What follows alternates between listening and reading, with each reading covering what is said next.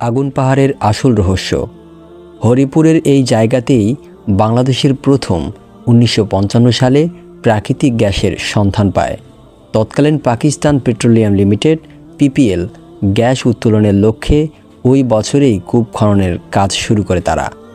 কিন্তু গ্যাসের অতিরিক্ত উচ্চ চাপের কারণে বড় ধরনের বিস্ফোরণ ঘটে। ভূমিধসের কারণে এই জায়গায় পুকুরের মতো গভীর গর্ত সৃষ্টি হয়। আশেপাশের ছোট টিলার পাহাড়গুলোর মধ্য দিয়েও গ্যাস নির্গত হয়, যার কারণে এইখানে অনেক জায়গাতে আগুন জ্বলতে থাকে।